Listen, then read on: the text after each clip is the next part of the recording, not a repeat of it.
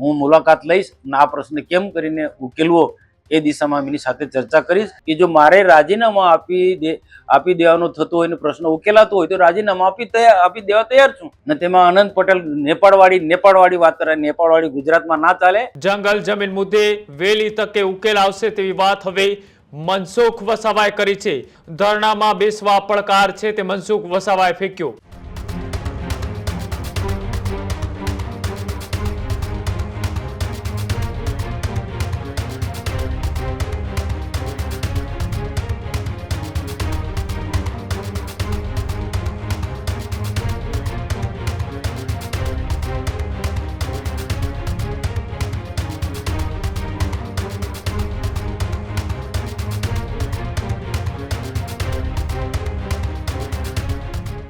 આગળ વાત કરીએ નર્મદાના સાગબારાની અંદર કે જ્યાં જંગલ જમીન ખેડવા મુદ્દે આંદોલનનો આજે 12મો દિવસ. 12મા દિવસ બાદ પણ નિર્ણય નહીં આવતા ખેડૂતોમાં રોષ ફાટી નીકળ્યો.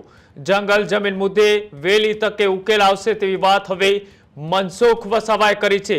સીએમ વિદેશથી પરત આવે બાદ ફરી મુલાકાત કરીશ.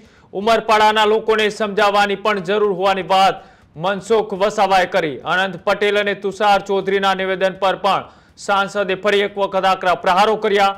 વિરોધ પક્ષના નેતાઓને પણ ધરણામાં બેસવા પડકાર છે તે મનસુખ વસાવાએ ફેંક્યો. સુરત વહીવટી તંત્રે તાત્કાલિક નોંધ લેવાની પણ માંગ કરી અને સરકાર તાત્કાલિક જંગલ જમીન મુદ્દે નિર્ણય લે તેવી વાત ફરી એક વખત મનસુખ વસાવાએ કરી છે. આજે 12મા દિવસે મનસુખ વસાવાએ ફરી એક વખત ખેડૂતોના સમર્થનમાં સરકાર પાસે તાત્કાલિક આનો નિર્ણય કરવા માટેની માંગ કરી છે અને સાથે જ વિપક્ષ ઉપર આકરા પ્રહારો કરતા શું કહ્યું છે આવો તે પણ જોઈએ. એમાં ચડાયા છે વન અધિકારીઓએ, એમે જે ચડાયા છે એમને વન અધિકારીઓએ તો આખો પ્રશ્ન ગૂંચ્યો છે. એના માટે માનનીય મુખ્યમંત્રી ભૂપેન્દ્રભાઈ પટેલ સાહેબને પણ હું મળ્યો તો એમને પણ આખી વાત સમજ્યા છે અને 15મી ઓગસ્ટ પછી આ પ્રશ્ન હાથ ધરવાના હતા પણ તાત્કાલિક એમને અમેરિકા જવાનું થયું છે. હમણાં સાહેબ અમેરિકા છે. અમેરિકા આવ્યા પછી તાત્કાલિક જ હું મુલાકાત લઈશ અને આ પ્રશ્ન કેમ કરીને ઉકેલવો એ દિશામાં એમની સાથે ચર્ચા કરીશ. પણ મને લાગે છે ત્યાં સુધી તે વખતે પણ ઉમરપાડા તાલુકાના લોકોને સમજાવવામાં આવે અને સમજે ને સમજાવવું તો પડશે જ. બાકી તો મુખ્યમંત્રીના હાથમાં છે. કદાચ ઉમરપાડા તાલુકાના લોકો નહીં માને તો શું પરિસ્થિતિ સર્જાય એ જે તે સમય કહે છે.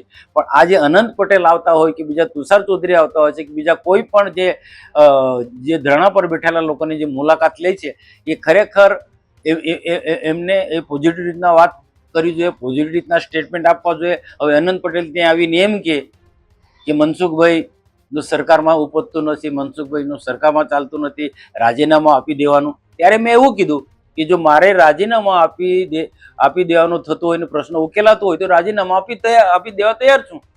તોય પેલો વન સમિતિ વાળો પ્રશ્ન થોડો સોલ્વ થવાનો, એ તો એમના પર આધાર છે. પણ ખરેખર આ પ્રશ્ન ઉકેલવા માટે આ અનંત પટેલ જેવા ખોટા સ્ટેટમેન્ટ આપ્યા એ નહીં આપવા જોઈએ. હું તો અનંત પટેલને એમ કહું છું, અનંત પટેલને એમ કે વિરોધ પક્ષ એટલો મજબૂત હોવો જોઈએ. તમે તીન બિન 300 વિરોધ પક્ષમાં કોઈ ઠેકાણા નથી ગુજરાતમાં ને તેમાં અનંત પટેલ નેપાળવાળી વાત કરે, નેપાળવાળી ગુજરાતમાં ના ચાલે. આ જે નેપાળવાળી કરવા ગયા એમને શું દશા થઈને પૂછજો તમે. એટલે નેપાળવાળી ના ચાલે અને એક જવાબદાર ધારાસભ્ય તરીકે એ બેફામ વાણી વિલાસ કરે એ યોગ્ય નથી. હું તો અનંત પટેલને, તુષાર ચૌધરીને એમ કહું છું કે વિરોધ પક્ષ મજબૂત હોય તો ધરણામાં બેસી જાઓ તમે સાગબારાના લોકોની સાથે. તુષાર ચૌધરી અને અનંત પટેલ મજબૂતાઈથી જેમ દિલ્હીમાં કેવા વિરોધ પક્ષોએ કેટલી તાકાત બતાવી અને ધર્મેન્દ્ર પ્રધાનનું રાજીનામું લીધું, તો તમારામાં તાકાત હોય, તમારામાં ત્રેવડ હોય, આદિવાસીની ન્યાય હોવા માટે ખાલી આવીને સ્ટેટમેન્ટ આપીને શોબાજી કરીને કલાક બેસીને જતા એનાથી નહીં ચાલે. તમે પણ સાગબારાના લોકોની સાથે અનંત પટેલ તમે પણ બેસો. આમરણ અપાસ પર અનંત પટેલ બેસે, તુષાર ચૌધરી આમરણ અપાસ બેસે તો આખી પરિસ્થિતિઓનો ખ્યાલ આવે. અને હું સરકારમાં કહીશ કે અનંત પટેલ ને તુષાર ચૌધરી અહીંયા ધરણા પર બેઠા છે, 3-4 દિવસ થઈ ગયા, અન્ન જળનો ત્યાગ કરીને બેઠા છે તુષાર અને અનંત પટેલ.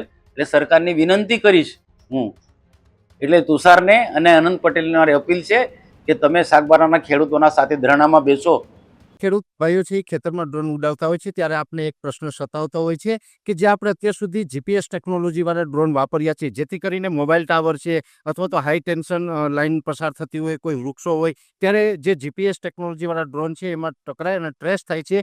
પણ એગ્રીઓન લાવ્યું છે GNSS ટેકનોલોજી ડ્રોન, જેથી કરીને એ ડ્રોન છે એ કોઈ જગ્યાએ ટકરાય નહીં, પોતાની રીતે જ ડિસિઝન લે છે અને મૂવ થઈ જાય છે, જેથી કરીને GNSS ટેકનોલોજી ડ્રોન છે એ વાપરવાનો આગ્રહ રાખો. ત્યારે જ ન્યૂઝરૂમ ગુજરાતની યુટ્યુબ ચેનલને સબસ્ક્રાઇબ કરો અને ઇન્સ્ટાગ્રામ અને ફેસબુક પર ફોલો કરો. અપડેટ રહો, સત્યની સાથે રહો.